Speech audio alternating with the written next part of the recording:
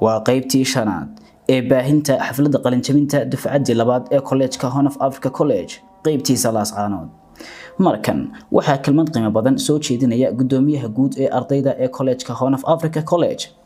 Saciid Nuur Ciise ayaa ku bilaabay kelmadiisa u mahadcelinta waalidkii suurtageliyay sababtana u noqday farxadda maanta iyo macallimiintii waayaha badan wax soo barayay.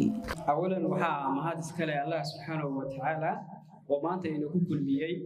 madashan aadka u quruxda badan oo ardaydan qiimaha iyo qaayaha badan ba ay ku qalin bedelanayaan anigoo ku hadlaya dhammaan magaca ardayda Horn of Africa College gaar ahaan ardayda qalin jabinaysa maanta waxaan halkan